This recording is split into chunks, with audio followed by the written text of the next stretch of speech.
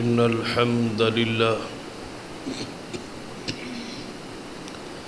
نحمده ونستعينه ونستغفره ونعوذ بالله من شرور أنفسنا ومن سيئات أعمالنا من يهد الله فلا مضل له ومن يضلل فلا هادي له أشهد أن لا إله إلا الله وحده لا شريك له وأشهد أن محمدًا عبده ورسوله أما بعد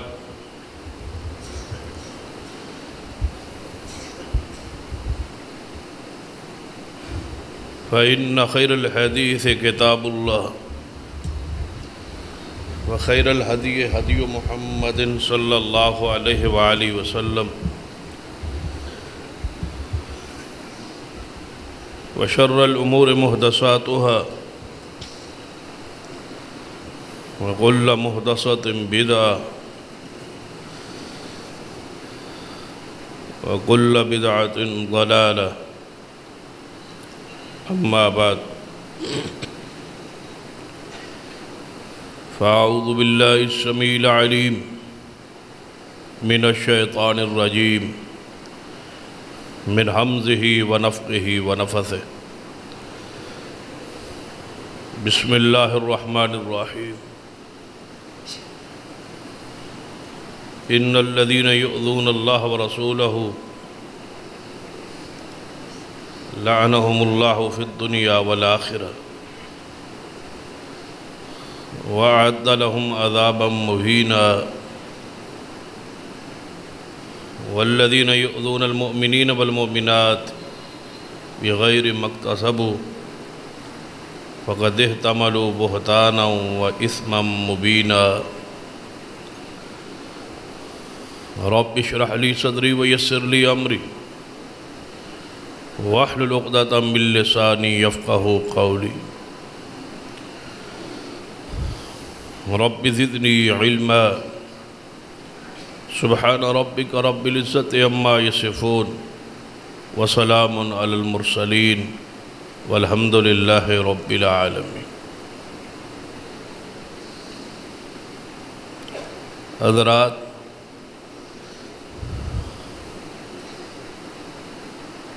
جیسا کہ آپ کے علم میں ہے کہ کل ہم انشاءاللہ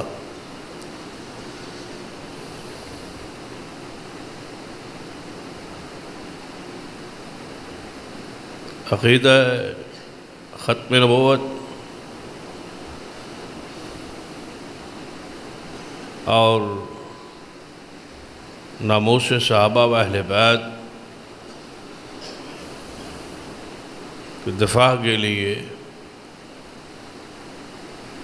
کانفرنس کرنے جا رہے ہیں۔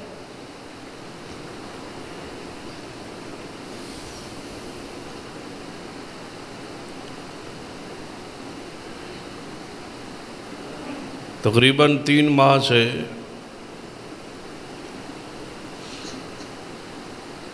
خطبات جمعہ کے موضوعات اصحاب رسول کے حوالے سے، ان کے دفاع اور عظمت کے حوالے سے جاری ہے۔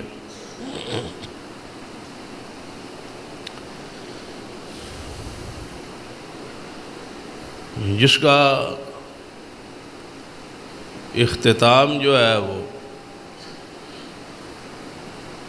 اس کانفرنس پہ ہو رہا ہے، اور آج اسی موضوع کو سمیٹتے ہوئے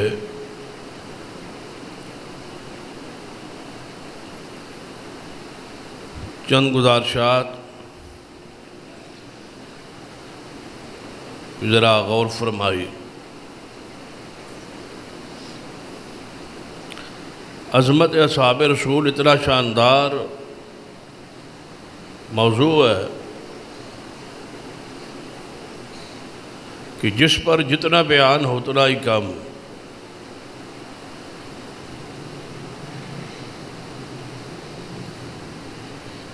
اور اصحاب رسول کی عظمت بیان کرنا اور ان کا دفاع کرنا یہ اللہ کی سنت ہے۔ اتنا اہم موضوع تو ہے کہ جس کا ذکر اور جس کی تفصیل، جس کے دلائل اللہ تبارک و تعالی نے قرآن میں نازل کی، ہر لحاظ سے، ہر پہلو سے، ہر جہت سے صحابہ کرام کی عظمت اور عزت کا دفاع اللہ نے خود قرآن میں کیا ہے۔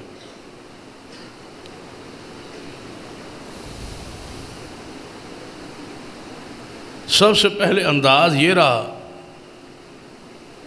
کہ اللہ تعالیٰ نے صحابہ کی عظمت اور دفاع کے لیے پہلے قرآن پاک میں ان کے فضائل، مناقب بیان کی، ان کے اوصاف بیان ہوئی، عظمت بیان ہوئی، شان بیان ہوئی، مقام بیان ہوئی۔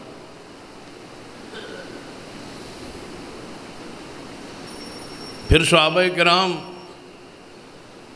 رضوان اللہ علیہ مجمعین چونکہ معصوم نہیں تھے، ان سے کہیں نہ کہیں کوئی ایسا عمل سرزد ہو سکتا تھا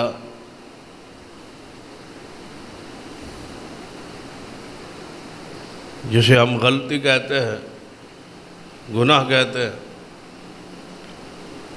تو اللہ تعالیٰ نے ان کی عظمت کا دفاع کرتے ہوئے قرآن پاک میں ان ساری غلطیوں کی معافی اور مغفرت کا اعلان کیا اور ان کے دفاع کی۔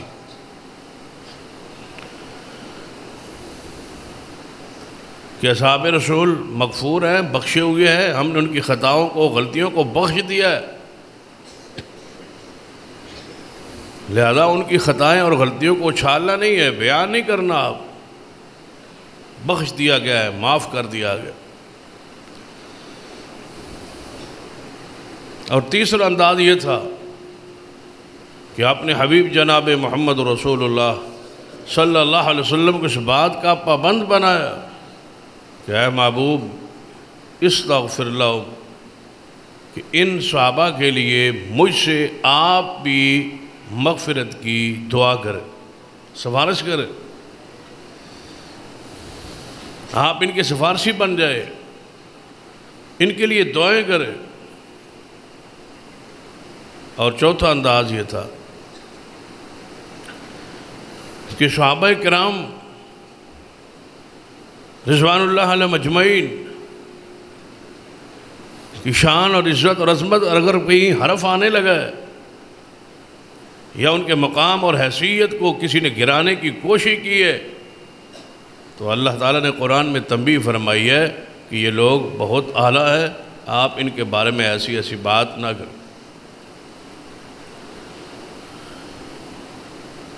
اور پھر صحابہ کے دفاع کا پانچواں انداز یہ تھا کہ اللہ تبارک و تعالیٰ نے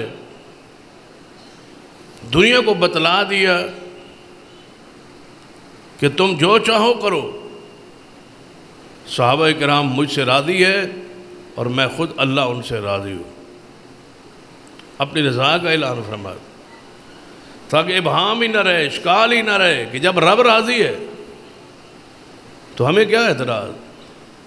جب رب ان سے خوش ہے، رب ان سے راضی، اور قرآن میں خبر دے دی کہ رضی اللہ عنہم ورضوا عنہ، اور حتیٰ کہ ان کے نام کا حصہ بنا دیا۔ یہ خبر صحابہ کے نام کا حصہ ہے کہ رضی اللہ عنہم ورضوا عنہ۔ عام طور پہ ہم اس کا معنی یہ سمجھتے ہیں نا کہ اللہ ان سے راضی ہو، یہ معنی نہیں ہے، یعنی یہ دعائیہ فکرہ اور جملہ نہیں ہے بلکہ خبریہ ہے، جس میں اللہ خبر دے رہا ہے کہ رضی اللہ عنہم ورضوا عنہ، کہ جن کا ذکر ہو رہا ہے صحابہ کرام، ان سے میں اللہ راضی ہوں اور وہ مجھ سے راضی۔ چھٹا انداز صحابہ کی عزت اور عظمت کے دفاع کا،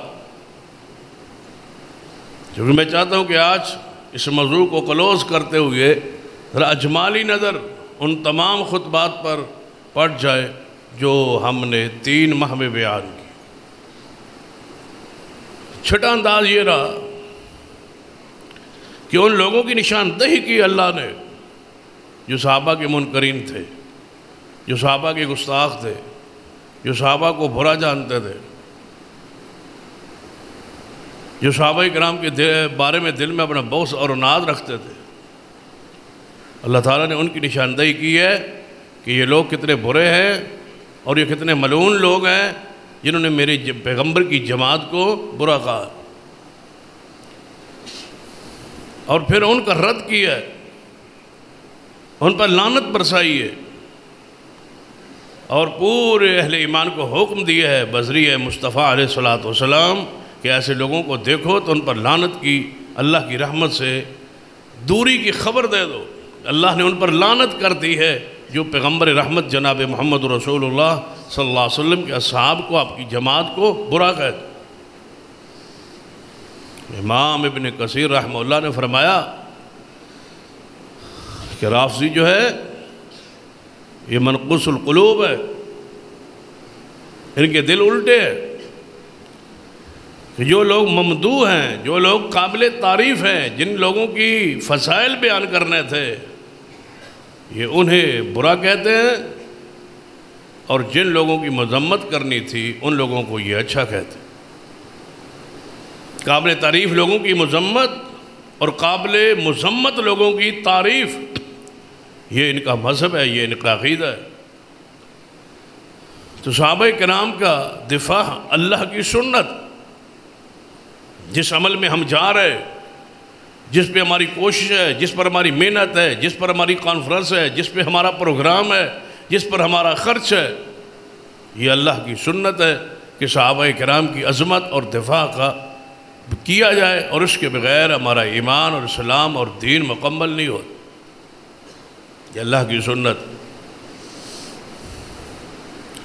اسی واسطے اللہ تبارک و تعالیٰ نے 600 سے زائد آیات صحابہ کرام کی شان پہ نازل کی،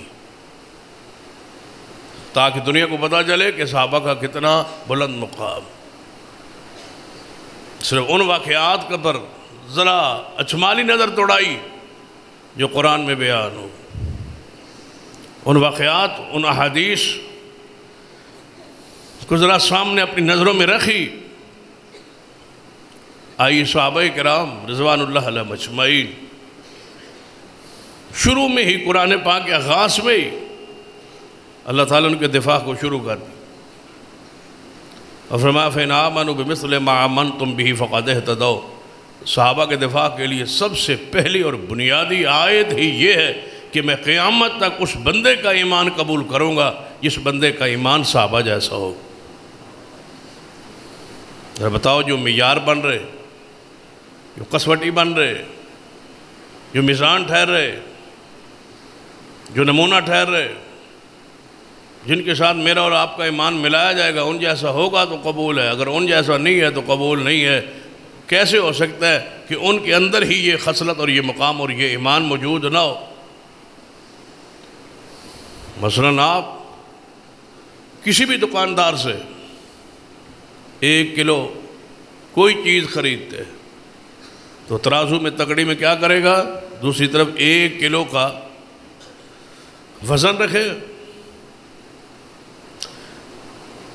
اگر اس طرف 1 کلو کا وزن نہ ہو، کم ہو، تو ساری زندگی بھی وہ لگا رہے تو اس کے برابر وہ تول نہیں سکتا۔ 1 کلو ایک طرف چیز تولنی ہے، دوسری طرف 1 کلو کا پتھر موجود نہیں ہے تو اس کے ساتھ 1 کلو تول نہیں سکتا، ممکنات میں ہی نہیں، کیونکہ 1 کلو کا جو وزن ہے، جو پتھر ہے، وہ معیار ہے 1 کلو کو تولنے کا۔ صحابہ کا ایمان معیار ہے پوری کائنات کے ایمان کو تولنے کا۔ اگر وہ ہی صحیح نہیں ہے تو بتلاؤ اس کے ساتھ تولے گا کون؟ اس کا معنی ہے کہ ایمان پھر ہے ہی نہیں۔ یہ قرآن، دین، حدیث، رسالت، یہ سب کچھ نعوذ باللہ کچھ بھی نہیں ہے۔ کن کی گواہی پر آپ محمد رسول اللہ کو مانتے ہیں؟ صحابہ تو مسلمان ہی نہیں ہے نعوذ باللہ۔ پھر آپ کو ابو جہل نے کہا ہے کہ محمد اللہ کا رسول ہے، آپ کو عتبہ شیبہ نے بتلایا ہے، کافروں نے بتلایا ہے کہ محمد مصطفیٰ اللہ کے رسول ہے۔ جب آپ تابعین اور رسول اللہ کے درمیان ایک گیپ کر رہے، صحابہ کو جماعت سے، ایمان سے، عقیدے سے، گروہ سے، جماعت سے نکال رہے، ایک طرف رسول اللہ ہے، ایک طرف تابعین ہے، یا تابعین کے بعد تبع تابعین ہے، یا ان کے بعد آج سے قیامت تک ساری امت ہے، اور ادھر رسول اللہ ہے، درمیان میں پل اور کردار اور ان کو ملانے والے رسول اللہ سے کون ہے؟ اگر ایک صدی درمیان سے ہٹ گئی، صحابہ ہٹ گئے، بتاؤ یہ امت رسول اللہ تک کیسے پہنچی؟ کس پل کو گرا رہے؟ کن ہستیوں کے پیچھے یہ لوگ پڑے؟ کن کے ایمان پر یہ باس ہو رہی؟ قربان جائے، دنیا جو اپنے آپ کو ایماندار کہلاتی ہے، وہ اس جماعت کے ایمان پر مناظرہ مباحثہ کر رہی ہے جن کی وجہ سے ساری دنیا کو ایمان نصیب ہوا۔ صحابہ کرام درمیان صحابہ ہٹ جائیں تو کیا رہ جاتا ہے؟ اسلام، دین، شریعت۔ یہ قرآن کے گواہ تو صحابہ ہیں، قرآن نہ رہا، ہر حدیث کے راوی تو صحابہ ہیں، صحابہ نہ رہے تو حدیث ختم ہے۔ یہ آسان لفظوں میں کہا کرتا ہوں، جو کلمہ پڑھ کے آپ مسلمان ہوتے ہیں، ذرا وہ کلمہ آپ سنائیں۔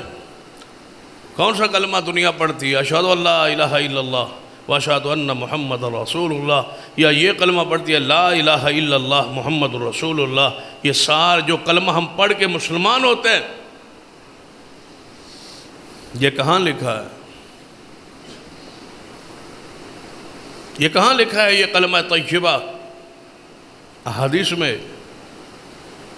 اور حدیث کس کی ہے؟ رسول اللہ کی۔ اور رسول اللہ سے یہ کلمہ سن کے ہم تک کس نے پہنچایا؟ صحابی رسول نے۔ درمیان سے صحابی نکالو اور کلمہ پڑھ کے دکھاؤ، کلمہ کیسے پہنچتا ہے؟ یہی تو صحابہ ہے۔ میری اور آپ کی کیا حیثیت ہے؟ نبی علیہ السلام کے دور میں، آپ کی موجودگی میں اصحاب رسول سے ایسی ایسی باتیں ہوئی جس سے رسول اللہ کو تکلیف پہنچی، لیکن اللہ نے رسول اللہ کو روک دیا کہ میرے اپنی جماعت کو، اپنے صحابہ کو برا نہیں کر، ان سے کوئی خطا غلطی ہو جائے تو میں نے معاف کر دی ہے، آپ بھی ان کے لیے معافی مانگیں، ان کے لیے استغفار کریں۔ جب رسول اللہ کو اجازت نہیں ہے، بتلاؤ بلا اور کون ہو سکتا؟ کیا وہ واقعہ قرآن میں اور حدیث میں موجود نہیں ہے کہ پیارے حبیب جناب محمد رسول اللہ صلی اللہ علیہ وسلم احد کا وہ میدان، آپ زخمی، کافر ایک درے پہ چڑھ آئے تھے، جو درہ صحابہ سے خالی ہو گیا، جس کو خالی کرنے سے رسول اللہ نے روکا تھا، منع کیا، بڑے مشہور حدیث ہے، واقعہ۔ تو نبی علیہ السلام کا چہرہ زخمی ہو، دانت مبارک ایک حصہ شہید ہوا، خون پاک نکل رہا تھا وجود پاک سے۔ تو نبی علیہ السلام اس وقت کتنے غصے اور جلال میں ہوں گے جب آپ کا چہرہ زخمی ہے، دانت شہید ہو چکا ہے، اور رسول اللہ صلی اللہ علیہ وسلم ناراضگی اور غصے اور جلال میں ہے، اس کیفیت میں ہے۔ اسی وقت جبریل آئے، اور کبھی آپ سوچے تو یہ بعد میں بھی ہو سکتا تھا، 2 دن بعد، 3 دن بعد، 4 دن بعد، ہفتہ، مہینہ گزر جانے کے بعد اللہ کہتا وہ جو معاملہ ہوا تھا وہ وقتی غصہ تھا، آپ کا جلال تھا، آپ زخمی تھے، تکلیف میں تھے، آپ نے صحابہ کرام کو ایسے ایسے کہہ دیا، ہم نے قبول فرما لیا، آج کے بعد معافی ہے؟ نہیں۔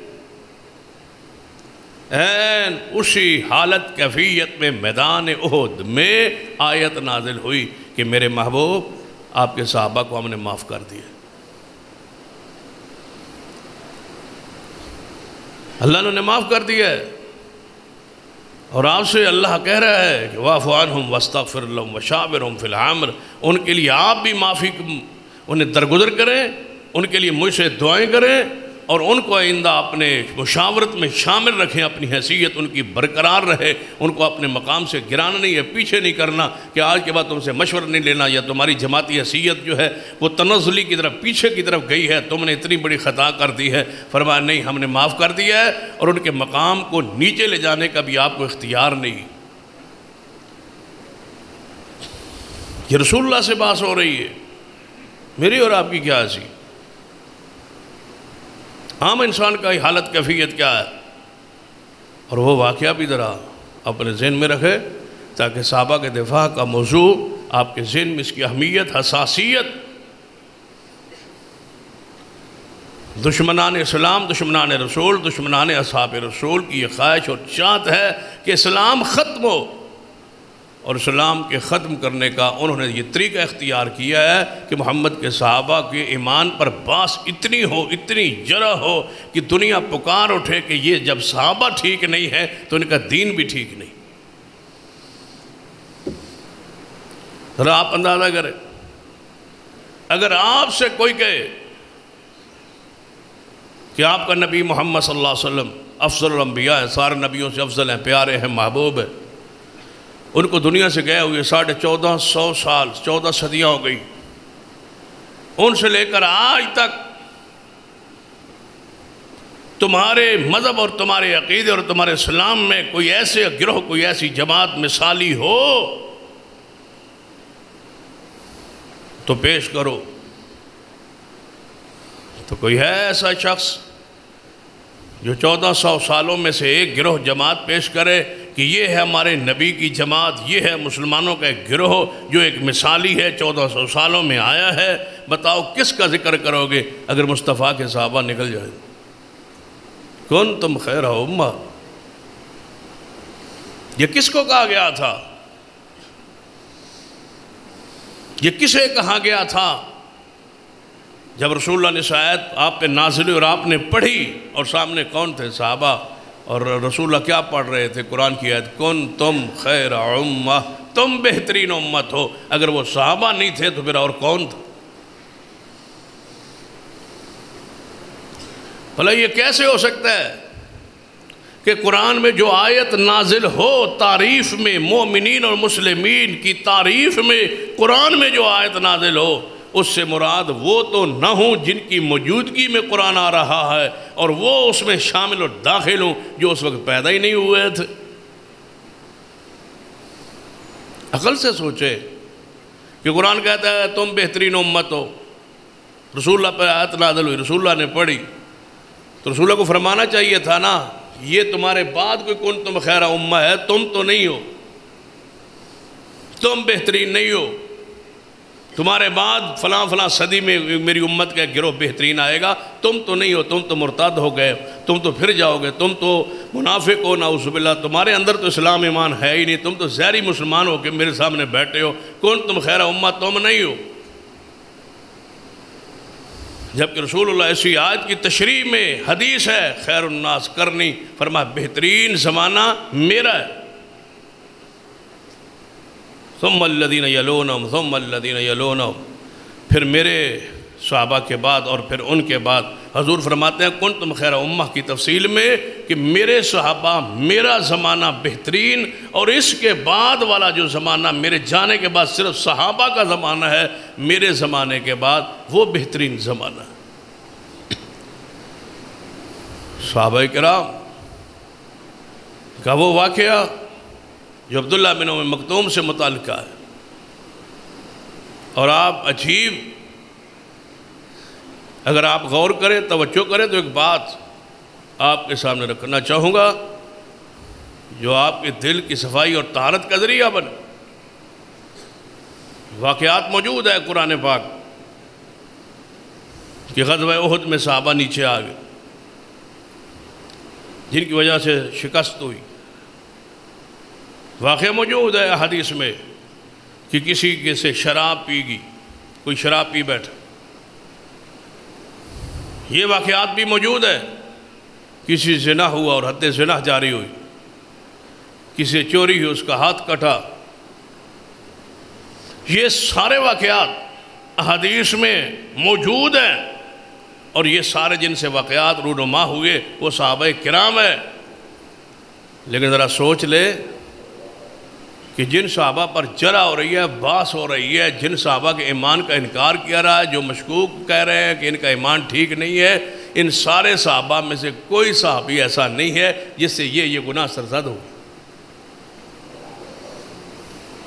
سیدنا ابو بکر، عمر، عثمان، ان پر کبھی حد زنا جاری ہوئی؟ نعوذ باللہ۔ کبھی ان پر شراب کی حد جاری ہوئی؟ نہیں۔ کبھی ان پر حد قذف لگی، کبھی ان پر کوئی تعزیر لگی، کبھی اپنے گناہ یا کسی عمل کی وجہ سے رسول اللہ کے سامنے پیش ہوئے، ان کی نعوذ باللہ حضور کی زبان پاک سے کبھی مذمت ہوئی، کبھی اہل بیت نے رسول اللہ کو شکایت کی، کبھی سیدہ فاطمہ الزہرا کی کوئی درخواست آئی ہے نبی پاک کے پاس ابو بکر عمر عثمان کے خلاف، کبھی سیدنا علی کو شکایت لے کے آئے ہیں رسول اللہ کے 23 سالوں میں کہ ابو بکر نے یہ کیا ہے، عمر عثمان نے یہ کیا ہے، کہ حضرت عباس نے، حضرت جعفر نے، آل عقیل نے، رسول اللہ کے خاندان میں سے، ہاشمیوں میں سے کسی ایک نے حضور کے سامنے آگے 23 سالوں میں کوئی شکایت ان صحابہ کی ہو تو ایک حوالہ لائیے جو 23 سال پیغمبر کی موجودگی میں جن کے خلاف ایک شکایت بھی آل رسول کو نہیں ہے، مجھے بتلاؤ 1400 سال بعد ساری شکایات کے انبار تم ان صحابہ کے خلاف کیوں لگا رہے ہو؟ کوئی شکایت ایک بتلائیے تو صحیح نا، کہ سیدنا ابو بکر اور عمر، سیدنا علی کا جھگڑا ہوا، سیدنا عمر عثمان، سیدنا عمر اور عباس کا جھگڑا ہوا زندگی میں، حضور کی موجودگی میں، جن سے کوئی خطا ہوئی ہے وہ ان کبار صحابہ، بڑے صحابہ جن کا ذکر جاری ہے، ان میں سے تو کوئی بھی نہیں تھا۔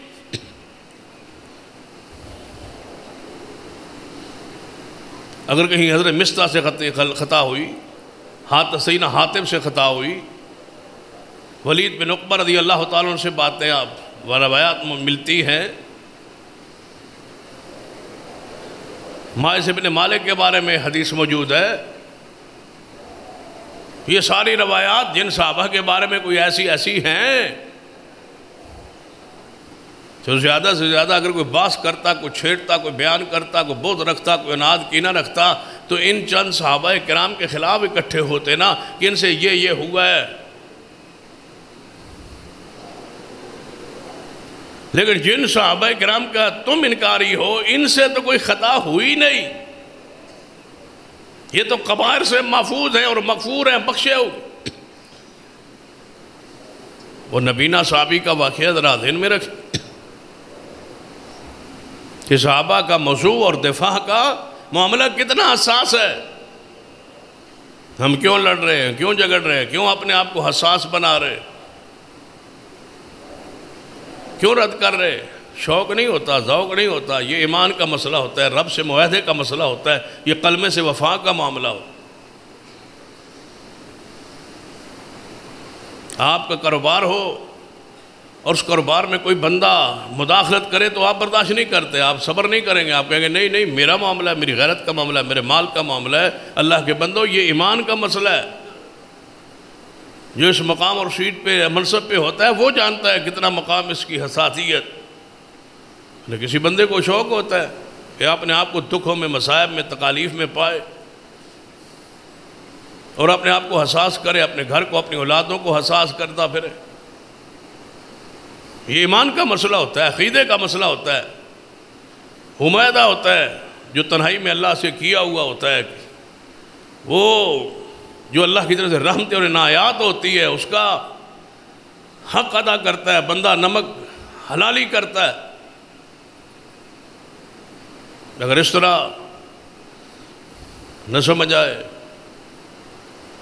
اگر میری زبان سے سیدنا ابو بکر، عمر، عثمان کی شان اور مقام کے خلاف کوئی جملہ نکل جائے اور میرا عقیدہ بن جائے کہ یہ سیدنا ابو بکر، عمر، عثمان کا یہ حیثیت ہے، نعوذ باللہ میں کوئی توہین اور گستاخی کا مرتکب ہو جاؤں، تو کیا آپ اجازت دیں گے کہ اگلا جمعہ میں یہاں پڑھا لوں؟ یہ کبھی نہیں ہو سکتا۔ وجہ کیا ہے؟ اس کا مطلب ہے یہ ممبر پہ کھڑا ہونا اس وقت تک ہے جب تک صحابہ کے بارے میں زبان اور دل صاف،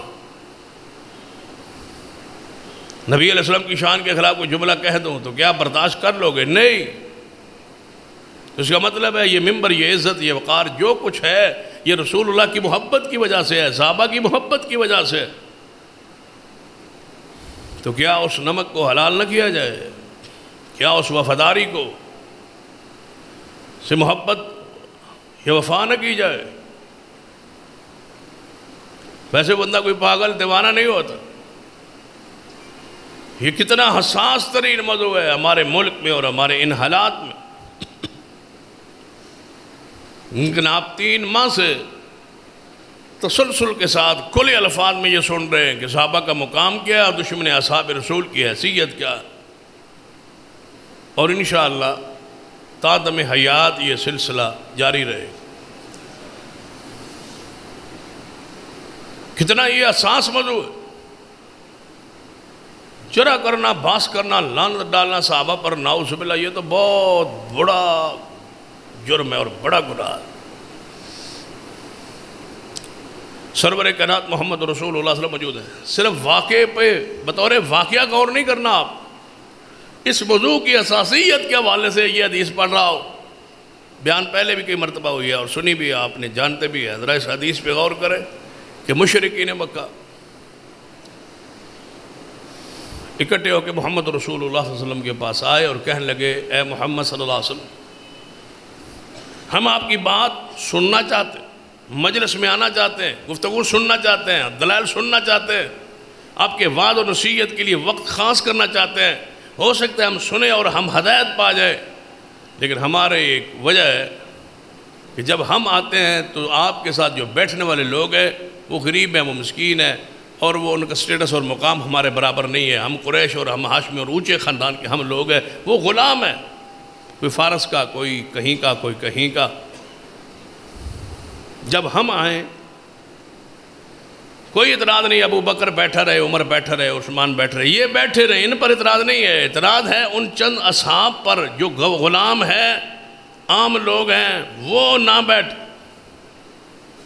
وہ مومن رہیں کوئی اعتراض نہیں، مسلمان رہیں کوئی اعتراض نہیں. صرف جب ہم آئیں تو وہ آپ کی مجلس سے باہر نکل جائیں تاکہ بڑے لوگ آگئے.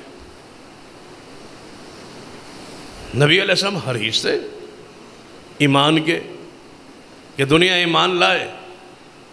اور میں اس واقعے کو، حدیث کو اس طور پہ بھی بیان کیا کرتا ہوں کہ اگر آج بھی اس دائے گزرے دور میں، اس دور میں بھی اگر کوئی بندہ، ہم کمرے میں ایک بیٹھے ہوں، کوئی محلے کا بندہ آ کے آپ سے کہے کہ اگر یہ بندے جو ہیں ان کی موجودگی میں میں ذرا آنا بیٹھنا پسند نہیں کرتا، اگر یہ نہ ہوں تو میں آپ کی بات بھی سنتا ہوں اور ہو سکتا ہے اللہ تعالیٰ مجھے ہدایت دے اور آپ کے مسلک اور منہج کو میں قبول کر لوں، تو آپ خود کہیں گے کہ یار ہمارے اگر اٹھنے سے یہ بندہ ٹھیک ہوتا ہے تو کوئی بات نہیں، ہم اٹھ جاتے ہیں، یہ الگ، اس کو ٹائم دے. یہ ظاہری طور پر اتنا بڑا کوئی واقعہ نہیں ہے، کوئی اتنا بڑا کام نہیں ہے. اور پھر اس شخصیت کے لیے جن کا کام ہی یہ حریص علیکم بالمومنین کہ دنیا ایمان لائے. حضور نے فرمایا ٹھیک ہے، تمہاری بات جو ہے نا قابل غور ہے، اگر تم اس طرح میری بات سنتے ہو، واز سنتے ہو، آتے ہو، بیٹھتے ہو، میری بات سنتے ہو، تمہاری ہدایت کا یہ سبب ذریعہ بنتا ہے، تو میں ان چند غریب صحابہ جو آپ کہہ رہے ہیں ذرا ان کو کہہ دوں گا کہ اس وقت نہ آیا کریں. اس میں بات تو آپ نے کی، قابل غور ہے، جرا نہیں کی، کافر نہیں کہا، منافق نہیں کہا.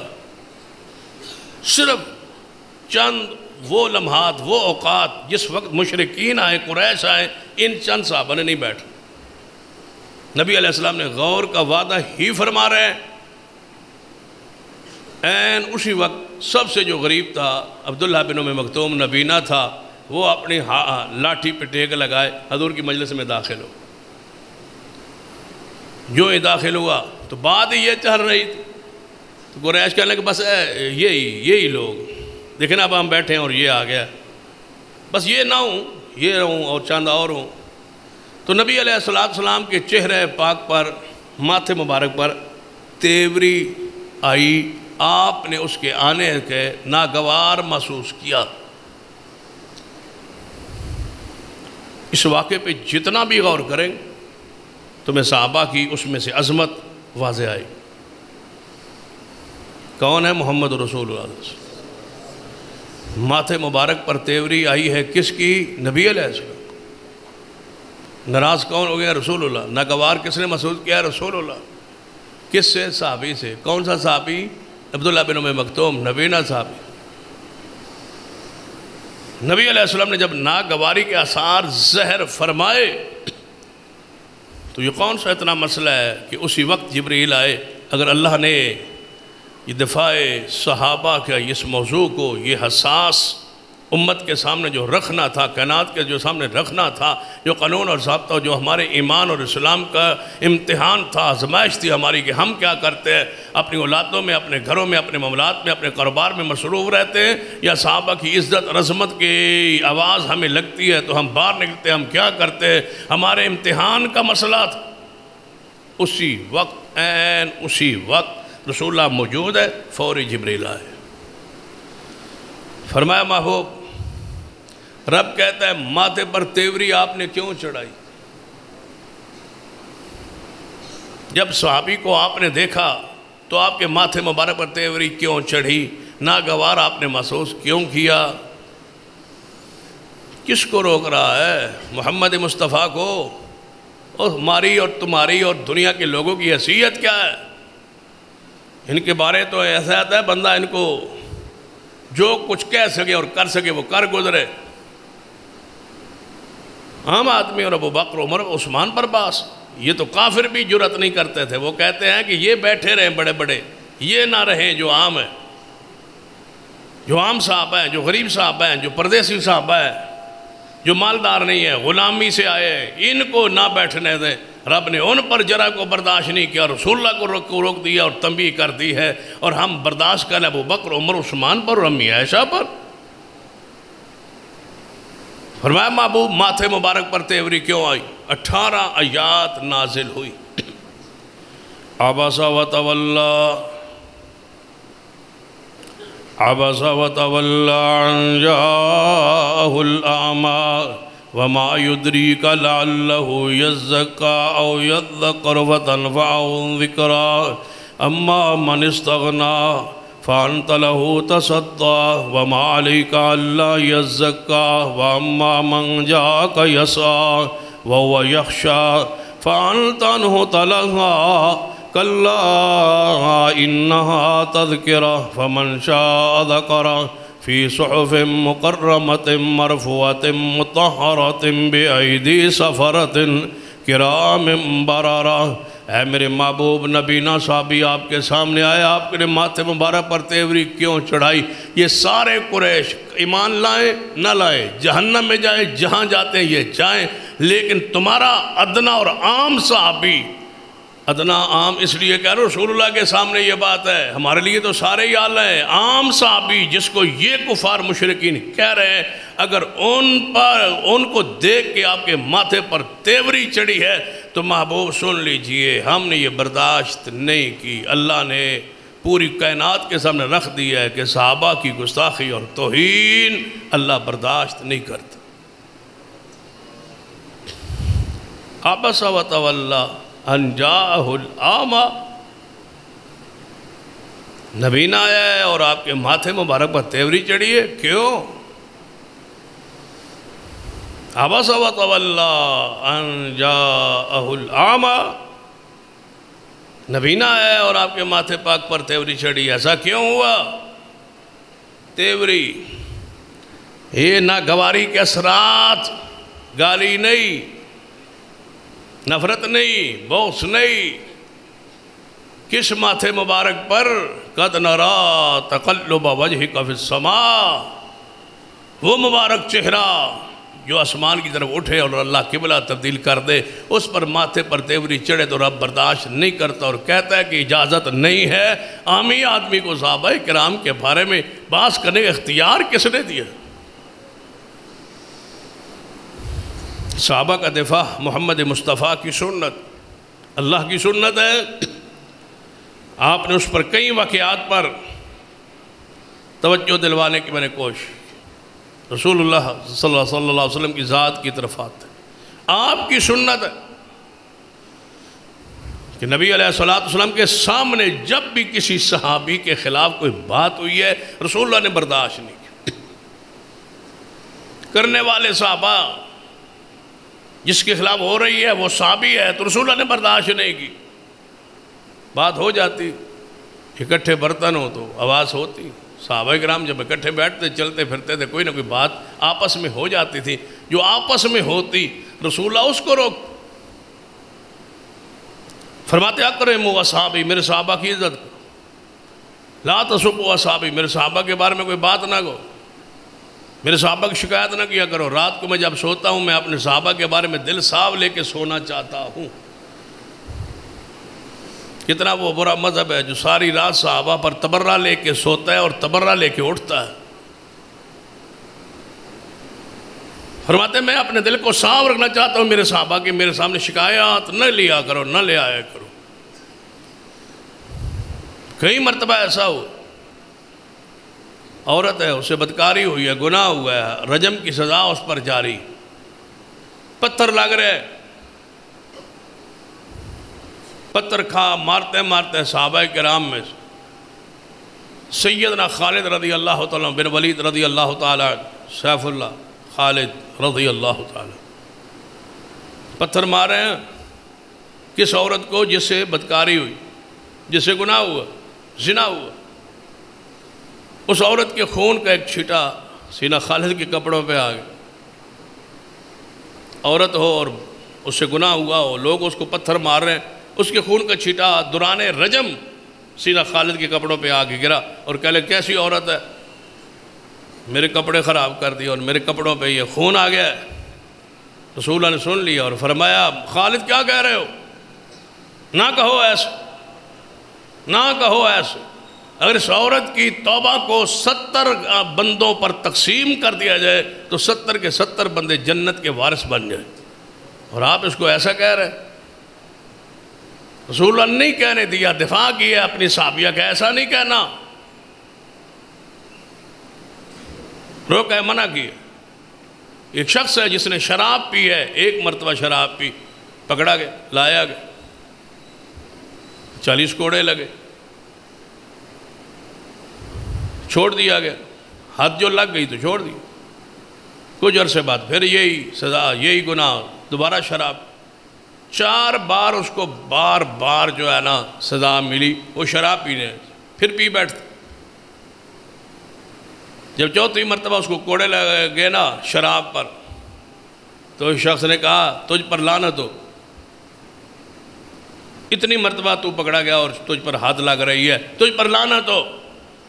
رسول اللہ نے سن کے فرمایا لعنت نہ کہو، میں محمد گواہی دیتا ہوں یہ اللہ سے بھی محبت کرتا ہے، میں محمد سے بھی محبت کرتا ہے، اس کو برا نہ کہو۔ پہلی مرتبہ اس نے شراب پی ہے، کوڑے لگ گئے ہیں، وہ غلطی معاف ہے، کفارہ ہے۔ کفارے کا معنی کیا ہے؟ وہ مٹ گیا گناہ، وہ ختم ہو گیا گناہ۔ ایک بندے نے قسم توڑ دی، کفارہ دے دیا تو بات ختم ہو گئی، اس پر بات پرس نہیں ہوگی۔ ایک بندے نے کسی پر تہمت لگائی، اس پر 80 کوڑے برس کے حد قذف، وہ خطا معاف ہے۔ ایک بندے نے قتل کیا، جواب میں اس کو بدلے میں قصاص کے طور پہ قتل کیا گیا، وہ گناہ اس کا معاف ہے۔ ایک بندے نے زہار کیا، اپنی بیوی کو ماں سے تشبیہ دے دی، کفارہ ادا کر دیا گیا، وہ معاف ہے۔ ایک بندے نے حالت روزہ میں بیوی کے قریب چلا گیا، اس نے 60 روزے رکھ کے کفارہ دیا، وہ گناہ معاف ہے۔ کفارہ کا معنی نہیں مٹانا ہے، ختم کرنا ہے، مٹ گیا وہ گناہ، ختم ہو گیا وہ گناہ۔ فرمایا وہ گناہ اس سے ہوتا رہا، شراب وہ پیتا رہا، حد اس پر لگتی رہی، وہ مٹ گیا، تم لعنت کیوں کرتے ہو؟ میں محمد گواہی دیتا ہوں اس کے دل کے اندر کی جو گواہی ہے وہ یہ ہے کہ یہ اللہ سے بھی محبت کرتا ہے، مصطفیٰ سے بھی محبت کرتا ہے۔ صحابہ کا دفاع رسول اللہ کی سنت ہے۔ باقی ایک شخص آیا، الصحابہ میں یہ روایت موجود ہے، کہتا ہے یا رسول اللہ صلی اللہ علیہ وسلم میرا چاچا جو ہے نا وہ تو بدر میں شریک تھا، بدری تھا، صحابی تھا، بدری تھا، آج کل وہ منافقوں جیسی باتیں کرتا ہے اور منافق ہو گیا ہے، اسلام سے پھرا ہوا ہے۔ نبی علیہ السلام نے فرمایا کچھ نہ کہہ، اپنے چاچا کے بارے کچھ نہ کہہ، وہ بدری ہے۔ یا رسول اللہ وہ تو منافق ہو گیا ہے۔ فرمایا منافق ہو گیا ہوگا، لیکن سن لے ان قریب وہ اسلام میں آئے گا اور اللہ اس کی غلطیوں کو مٹا کے اس کو جنت کا وارث بنائے گا، کیونکہ اللہ نے وعدہ کیا ہے کہ بدریوں پر اللہ راضی ہے، ان کے گناہ معاف ہے۔ صحابہ کرام کا معاملہ عام بندوں جیسا معاملہ نہیں ہے کہ ان کی توہین اور گستاخی کو برداشت کر لیا جائے۔ قرآن پاک نے کیا فرمایا؟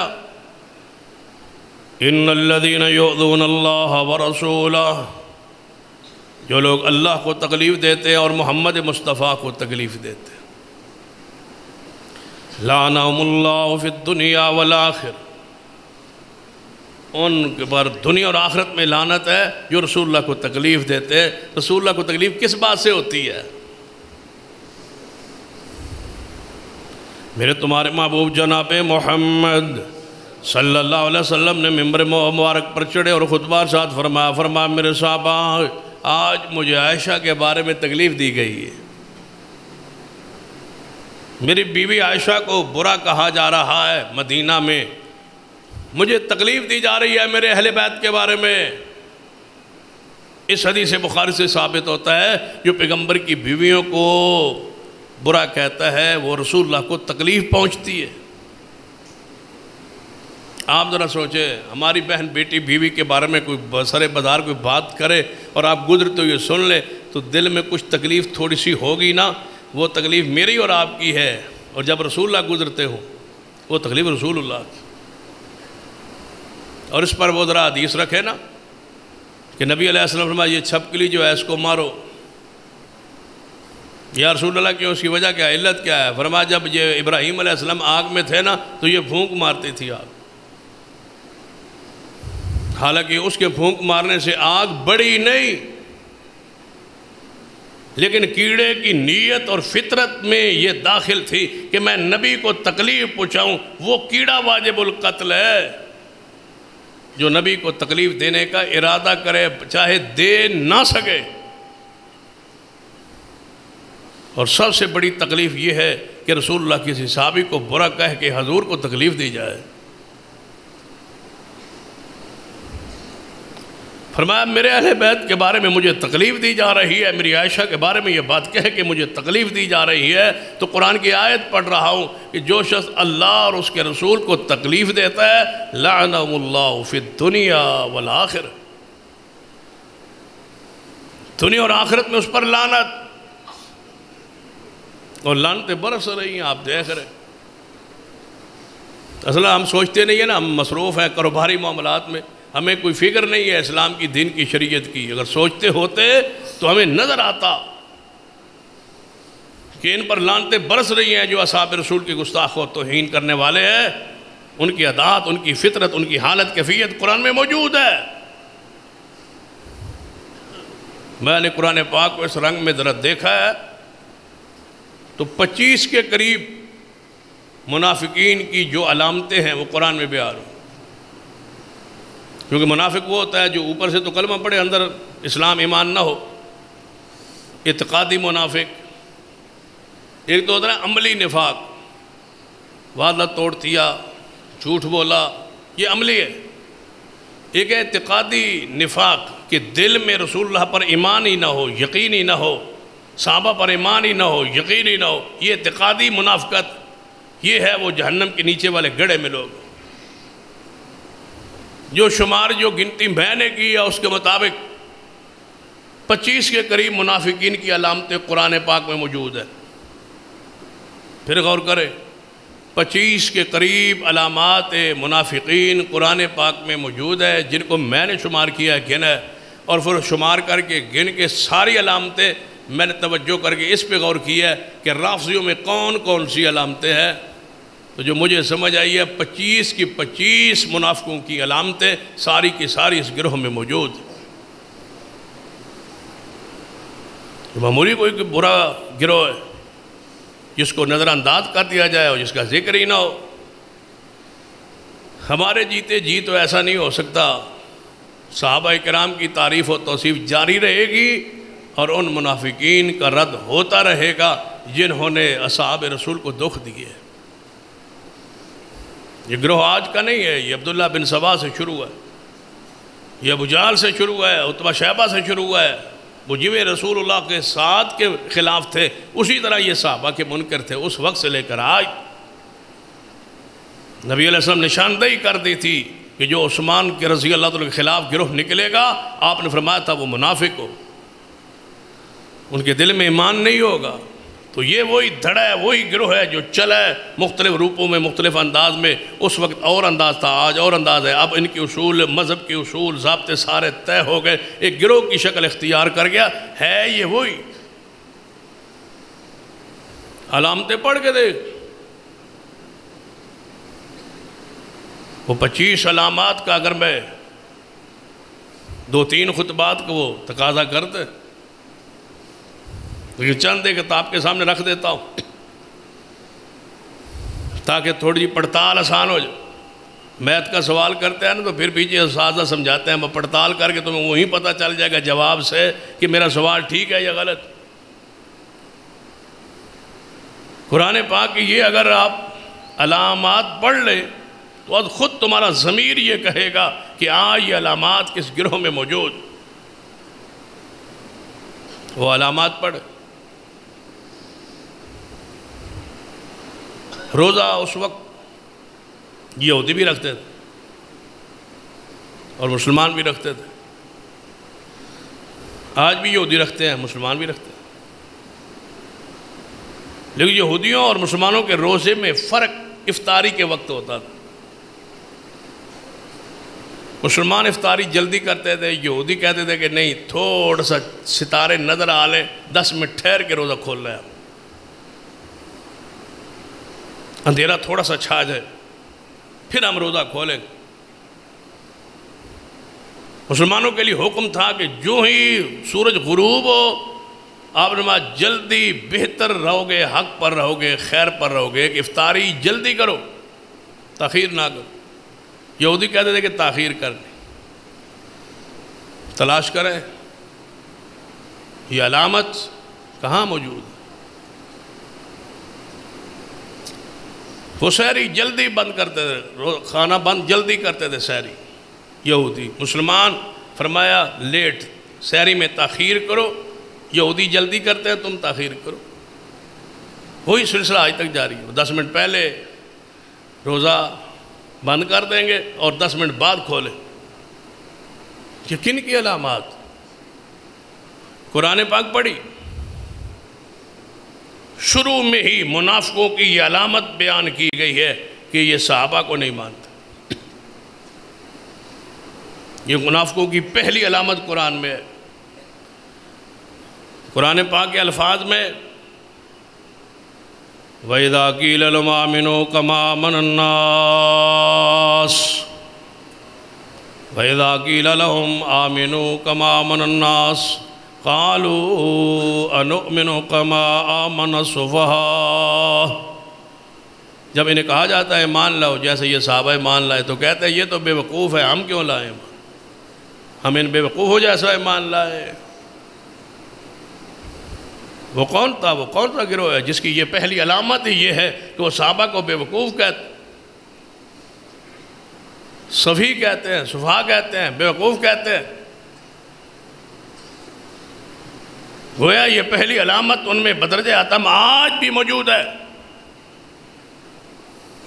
وَمِنَ النَّاسِ مَنْ يَقُولُ آمَنَّا بِاللَّهِ وَبِالْيَوْمِ الْآخِرِ وَمَا هُمْ بِمُؤْمِنِينَ.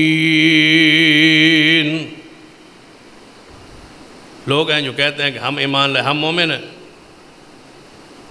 اب منافقوں کا نفاق چھپنے کا طریقہ کیا تھا؟ وہ کہتے تھے ہم کیا ہیں، مومن ہیں. مسلمان نہیں کہتے تھے اپنے آپ ہم مومن ہیں. منافقوں کی دوسری علامت ہی یہ ہے قرآن میں کہ یہ اپنے آپ کو مومن کہلائیں گے، مسلمان نہیں کہلائیں گے. یہ مومن اور مسلمان کی تفریق، یہ لفظی تفریق، ظاہری تفریق انہوں نے کی ہے. حالانکہ قرآن پاک میں مومن اور مسلم ایک ہی شخص کو کہا گیا، لیکن یہ تفریق، یہ کہتے ہیں کہ آپ مسلمان ہیں اور ہم کیا ہیں، مومن ہیں. آج تک آپ نے کسی امام برگاہ سے یہ اعلان سنا ہو کہ تمام مسلمین کسی مجلس میں یا کسی پروگرام میں تشریف لائے؟ نہیں. یہ کیا کہتے ہیں، مؤمنین. مسلمین ان کے ہاں کافروں کو کہا جاتا، یہ منافقوں کو کہا جاتا. میں ایک نکتے کی طرف آپ کو توجہ دلاؤں، مبذول کرانا چاہوں گا. جب یہ آپ کے پاس بیٹھتے ہیں، آپ ان کے پاس بیٹھتے ہیں، یہ کیا کہتے ہیں؟ یہ سارے مسلمان ہیں جی، ہم تو آپ کو بھی اچھا سمجھتے ہیں، مسلمان سمجھتے ہیں۔ ذرا آپ سوچیں، جو اپنی محفل و مجلس میں بیٹھ کے صدیق کو مسلمان نہیں سمجھتا، وہ مجھے کہے کہ میں تجھے مسلمان سمجھتا ہوں، میں کیسے مان لوں؟ صدیق کو تو مسلمان مانتا نہیں اور مجھے مسلمان مانتا ہے۔ ایک بندہ میرے باپ کو گالیاں دیتا ہے، مجھ سے محبت کرتا ہے۔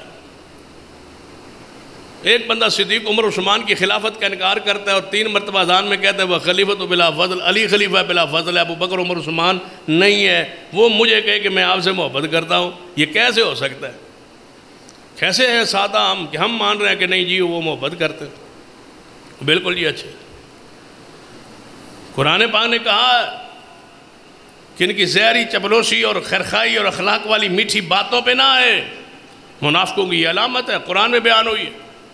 وَمِنَ النَّاسِ مَن يُعْجِبُكَ قَوْلُهُ فِي الْحَيَاةِ الدُّنْيَا، دنیا کی زندگی میں جب یہ دنیا میں آپ کو ملیں گے، بیٹھیں گے آپ کے ساتھ، تو ان کی باتیں آپ کو عجیب بڑی میٹھی باتیں کرتے ہیں، بڑا اخلاق کہتے ہیں، بڑے اخلاق سے، بڑے پیار سے، ساڑھا تو اخلاق ہی کوئی نہیں، وابی تو انجی گستاخ جا ہوندے ہیں، خشک جا ہوندے ہیں، اخلاق تو ان میں دیکھا ہے، وہ بڑے اخلاق والے ہوتے ہیں، بڑا اخلاق ہے۔ ہمارے مسلمانوں کو اخلاق 2 گروہوں میں نظر آیا، یا رافضیوں میں آتا ہے یا مرزائیوں میں آتا ہے۔ قرآن نے بیان کیا منافقوں کی علامت کہ ان کی باتیں تمہیں دنیا میں بڑی تعجب، پراثر، میٹھی باتیں نظر آئیں گی۔ وَيُشْهِدُ اللَّهُ عَلَى مَا فِي قَلْبِهِ، اور جو دل میں ان کو ہوگا اس پر اللہ پر کو گواہ بنائیں گے۔ اللہ کی قسم ہم مانتے ہیں، اللہ کی قسم ہم صحابہ کو مانتے ہیں۔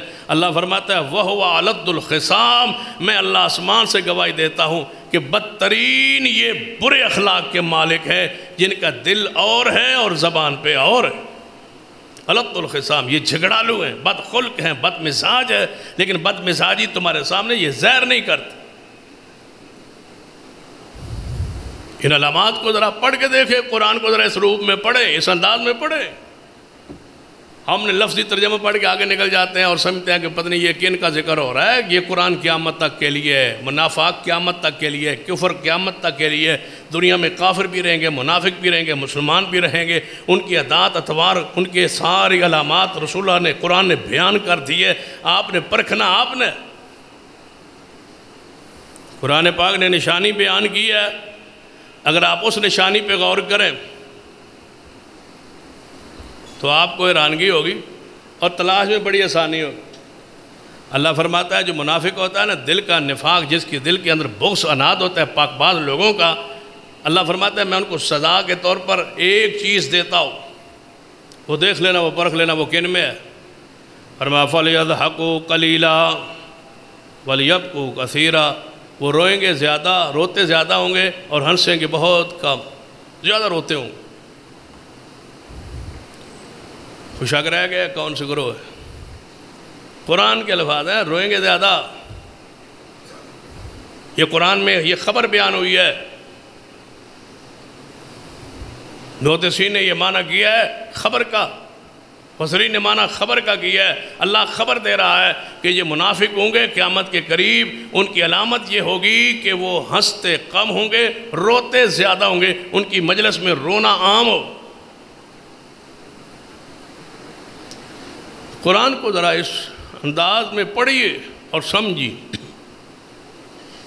صحابہ اکرام کا دفاع اللہ کی سنت ہے، محمد مصطفیٰ کی سنت ہے، صحابہ اکرام کی سنت ہے، اہل ایمان اہل اسلام محدثین اکرام کی سنت ہے، علماء امت کی یہ سنت ہے۔ محدثین نے سپیشل صحابہ کی عزت عظمت پر دفاع پر کتابیں لکھ کے بتلایا ہے کہ ان کے دفاع پہ جینا، ان کے دفاع پہ مرنا عبادت ہے۔ آج سب سے زیادہ نازک اور حساس وقت ہے صحابہ کرام کے حوالے سے۔ اگر ہم سوئے رہے، خاموش رہے تو ہماری آنے والی نسلیں ہمیں محفوظ اپنے ایمان کو نہیں سمجھے گی اور ہمیں برا کہے۔ اگر شیخ الاسلام مولانا صلی اللہ علیہ امرثری، اگر مولانا محمد حسین بٹالوی، سید نذیر حسین محدث دہلوی، جب یہ مرزا قادیانی نکلا تھا، اس نے الٹے دعوے شروع کیے تھے پہلے تو مسلمان تھا، کلمہ پڑھتا تھا، مسلمان تھا، عالم تھا، مناظر تھا، بعد میں مرتد ہوا، پھرا اسلام سے اور نبی ہونے کا دعویٰ کر بیٹھا۔ یہ قادیان میں تھا اور اس کے قریب بٹالہ تھا، 40 کلومیٹر کے قریب درمیان میں سفر۔ یہ قصبہ قادیان میں تھا، مولوی محمد حسین بٹالوی بٹالہ میں تھا۔ تو انہوں نے ان کے علاقے کا چونکہ تھا، ان سے پہلے مجادلے مناظر اس کے ہوتے تھے، مسلکن حنفی اور دیوبندی تھا، بڑا عالم تھا، مناظر تھا۔ مرتد تو بعد میں ہوا، کفر میں تو بعد میں چلا گیا، کسی گروہ کا قصور نہیں ہوتا۔ مثلا ایک بندہ آ جائے حدیث و قال اسلام سے پھر جائے تو مسلک حدیث کا تو کوئی قصور نہیں، وہ مرتد ہو گیا، کفر میں چلا گیا، نبی ہونے کا اس نے دعویٰ کر۔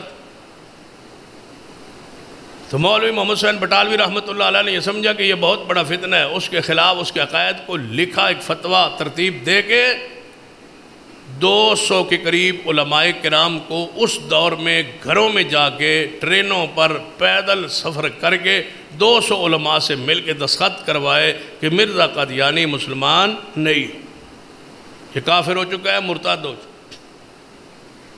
علماء دیوبند نے بھی دستخط کر دی، علماء بریلوی نے بھی دستخط کر دیے، متفق ہو گئے۔ اگر یہ علماء اس وقت یہ کام نہ کرتے اور وہ فتنہ آج تک مسلمانوں کے اندر گھسا رہتا تو آج ہماری اولادوں کی کثیر تعداد مرزائی مذہب پر ہوتی۔ علماء آگاہ کر گئے، فتنوں سے آگاہ کر گئے، یہ فتنہ ہے، یہ دجال ہے، یہ قذاب ہے، اس نے نبی ہونے کا دعویٰ کیا ہے، اس کے یہ عقائد نظریات ہے، اس پر فتویٰ جاری ہو کہ آج ہر مسلمان ان کے نام کو سننا بھی، مرزائیوں کے نام کو سننا بھی برداشت نہیں کرتا۔ آج پھر ایک دفعہ ہماری آزمائش کہ صحابہ کرام کے خلاف فتنہ عروج پر، سیدنا امیر معاویہ پر بحث کرنا انتہائی آسان ہو گیا ہے۔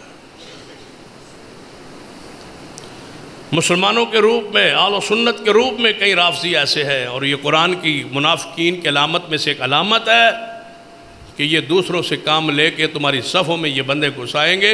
منافق ایسی کرتے تھے، ابن سبا کو اس لیے اندر بھیجا تھا اور داخل کیا تھا، منافقت شروع اس رنگ میں ہوئی۔ عبداللہ بن ابی اندر ہی رہا تھا اور جہاد کے لیے باہر نکلتا تھا، جب باہر جا کے 700 بندے لے کے پیچھے پلٹ آتا تھا تو جس لشکر کے 1000-2000 کا لشکر ہو 700 بندے واپس آ جائیں تو باقیوں کے جذبات کس طرح تکلیف پہنچتی ہے کہ ہم تو اتنے نکلے تھے اور اتنے رہ گئے، باقی تو چلے گئے۔ منافقوں کی عادت، علامات، اگر یہی روش رہی تو آنے والی نسل سیدنا امیر معاویہ رضی اللہ تعالیٰ عنہ کا نام سننا برداشت نہیں کرے گی۔ اللہ ایسا وقت نہ لائے۔ آج وقت ہے کالجوں یونیورسٹیوں کے وہ طلباء جو سیدنا امیر معاویہ کے بارے میں، سیدنا عثمان کے بارے میں صاف ان کا دماغ نہیں رہا، متاثر ہے کئی سکالروں سے، انہیں میں اس پیغام کے ذریعے، اس خطبے کے ذریعے پیغام دینا چاہوں گا کہ خطبہ پوری دنیا میں لائیو جا رہا ہے کہ سیدنا امیر معاویہ رضی اللہ تعالیٰ کے بارے میں کوئی بھی تمہارا ابہام اشکال ہو، جہاں بھی آپ کہیں ہم آنے کے لیے تیار ہیں اور امیر معاویہ کے دفاع کے لیے تیار ہیں، اپنے اعتراض کو پیش کریں، ہم انشاءاللہ ان کانٹوں کو چن چن کے جلا دیں گے جو امیر معاویہ کی شان کو مجروح کرتے ہیں، ایک ایک اعتراض پر۔ لیکن خدا را اس راستے پر نہ چلنا، یہ گمراہی کا راستہ ہے، یہ نجات کا راستہ نہیں ہے۔ نجات کا راستہ صحابہ کا راستہ ہے۔ یہ مرکز جامع امام بخاری اس میں ایک خاص کردار رکھتا ہے اور انشاءاللہ اس پر رہیں گے کہ ہم ایک ایک صحابی کی عزت عظمت کا دفاع انشاءاللہ کریں۔ اس سے اگلی بات کہ صحابہ کرام کا یہ دفاع اس وقت فرض تھا تو شروع سے ہی فرض، آج زیادہ حساس۔ اگر آپ چاہتے ہیں آپ کی اولادیں آپ کے گلے نہ پڑے، اگر چاہتی ہیں آپ کی اولادیں آپ کے گریبان نہ پکڑے، اگر آپ چاہتی ہیں کہ آپ کی اولادیں ابو سفیان اور امیر معاویہ کے نام سے نفرت نہ کرے، اگر آپ چاہتے ہیں کہ صحابہ کرام کی محبت جس طرح اہل سنت میں ہے اسی طرح جاری رہے، آج جاگنے اٹھنے کا آواز بلند کرنے کا وقت ہے کہ سارے صحابہ بخشے ہوئے لوگ ہیں، کسی ایک صحابی پر جرح کرنا حرام ہے۔ اگر یہ راستہ نہ روکا گیا تو نوجوان تباہ ہو جائے۔ ہم عبادت سمجھتے ہیں، اس عبادت کا ایک حصہ، ایک انداز اور طریقہ ہے کہ ہم نے انشاءاللہ ایک یہ قانون پاس کروانا ہے، کیونکہ کل ہمارا جلسہ ہو رہا ہے عظمت صحابہ کے حوالے سے، اور یہ بھی ہو سکتا ہے کہ وہاں میری تقریر تو نہ ہو تو میں آج ہی اپنی کر لیتا ہوں، کیونکہ ساری جنسیہ اور ساری حکومت اس پر بضد ہے کہ اس کی تقریر نہیں ہونی چاہیے جلسے میں، باقی سب کی ہو جائے، اس کی نہیں ہونی چاہیے۔ تو بہرحال یہ تو کل حالات بتلائیں گے، لیکن آج آپ سے یہ کہنا چاہوں گا کہ صحابہ کرام کا قانون، عظمت کا، دفاع کا انشاءاللہ یہ بن کے رہے گا۔ اس کے لیے یہ کانفرنس ہے، مرکزی جمعیت اہل حدیث پنجاب نے پورے ملک میں یہ کانفرنسوں کا سلسلہ شروع کیا، جس کا آغاز یہ ڈویژن شروع ہوتا ہے کہ انشاءاللہ ہم یہ چاہتے ہیں، ہماری خواہش ہے کہ صحابہ کی عظمت کا، ناموس کا، اہل بیت کی عظمت کا، ناموس کا قانون بن جائے کہ کسی شخص کو ان کی توہین کرنے کی جرت نہ ہو، جو کرے اس پر سزا کا تعین ہو جائے۔ قانون میں لکھا جائے کہ ابو بکر، عمر، عثمان، علی کی محبت امت پر فرض ہے، ایک ایک صحابی پر کی محبت، عقیدت ان سے فرض ہے، ان کے خلاف بولنا جرم ہے تاکہ ان کی ناموس محفوظ ہو جائے۔ جس طرح مرزائیوں کا مسئلہ ہمارے اکابرین نے حل کروایا، سارے مکاتب فکر کے علماء نے مل کے حل کروایا، آج بھی اہل سنہ پر ذمہ داری ہے۔ اگر قیامت والے جواب نہیں دے پاؤ گے، جب صدیق پوچھے گا کہ مجھے کافر کہا گیا، تم نے کیا کہا، کیا کیا تم نے؟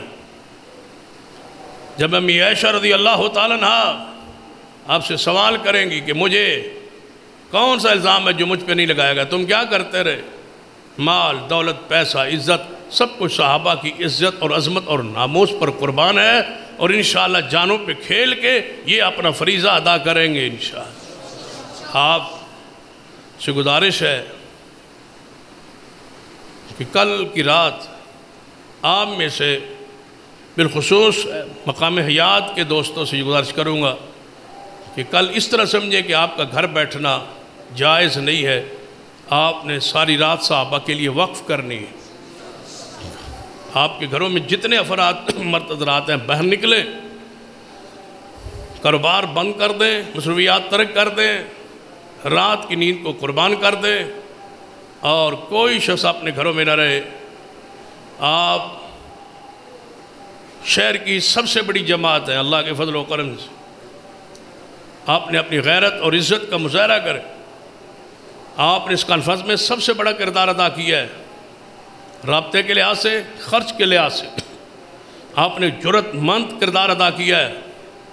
اس پر میں اپنے دوستوں کو سلام پیش کرتا ہوں، اور امید رکھتا ہوں کہ کل انشاءاللہ کوئی اہل و سنہ، کوئی اہل الحدیث، کوئی اس جماعت سے متعلق شخص کل اپنے گھر میں نہیں رہے گا۔ ہم صحابہ کی عزت کے لیے کل انشاءاللہ رات قربان کریں گے انشاءاللہ، سبھی دوستوں سے بغیر کسی استثناء کے۔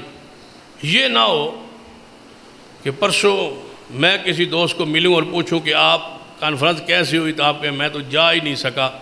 یہ نہ جا سکنے والی بات ناقابل برداشت ہوگی۔ صدیق اور عمر، عثمان کی عظمت اور ناموس کو یہ پہرےداری کی ضرورت، اور آپ ہم سوئے رہے، یہ نہیں ہو سکتا۔ آپ نے یہ کال کی رات قربان کرنی ہے، اور انشاءاللہ یہ جلسہ ہوگا، انشاءاللہ پروگرام ہوگا ڈویژن بھر سے جو ہے، وہ سینکڑوں بسیں جو ہے وہ قافلے انشاءاللہ تیار ہو چکے ہیں، اور یہ آل الحدیث کا ڈویژن کی سطح پر تاریخ ساز جلسہ ہوگا انشاءاللہ۔ افرادی قوت کا مظاہرہ ہوگا، علماء کرام کے بیانات ہوں گے، قائد محترم حضرت علامہ پروفیسر ساج میر صاحب اور حضرت علامہ ابتسام علیہ ظہیر صاحب، حافظ عبدالقریم صاحب، ناظم اعلیٰ مرکزیہ پاکستان، اسی طرح ہمارے مرکزی خطبہ اور ہماری پنجاب کی قیادت علامہ عبدالرشید حجازی صاحب، اور حضرت مولانا محمد نعیم بٹ صاحب، حضرت مولانا یونس آزاد صاحب، اور حضرت مولانا قاری بنیامین عابد صاحب، حافظ یوسف پتھروری صاحب، قاری محمد حنیف ربانی صاحب اور انشاءاللہ دیگر سید عتیق الرحمن شاہ صاحب محمدی، یہ علماء کرام، یہ قائدین اعظام، ان کے تفصیلی انشاءاللہ اور تاریخ ساز جلسہ سے تاریخ ساز خطابات ہوں گے۔ مجھے امید ہے کہ آپ تشریف لائیں گے اور صحابہ کی عظمت میں اپنا حصہ قدموں کے ذریعے، اخلاق کے ذریعے، وقت کے ذریعے ڈالیں گے، اور دعا کروں گا کہ اللہ اس محبت کے بدلے، اس رات کے قربان کرنے کے بدلے اللہ تجھے قیامت والے صدیق عمر کا ساتھ دے۔ سیدنا انس بن مالک فرمایا کرتے تھے کہ میں رسول اللہ سے محبت کرتا ہوں، میں ابو بکر عمر سے محبت کرتا ہوں، اور مجھے امید ہے کہ اللہ تعالیٰ میرا حشر انہی سے آزاد کر دے گا۔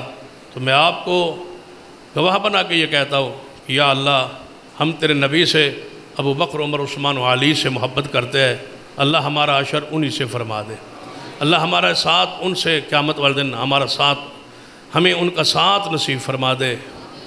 اور کیونکہ یہ پوری دنیا میں آواز جا رہی ہے، اس لحاظ سے ان تمام دوستوں کو جہاں تک میری یہ آواز پہنچے، ان سے اسپیشل گزارش کروں گا کہ کل آپ جہاں جہاں پر بھی ہے اس کانفرنس کو کامیاب کرنے کے لیے آپ سرگودا کا رخ کریں، یہاں پہنچیں تاکہ یہ تاریخ ساز اجتماع ہو۔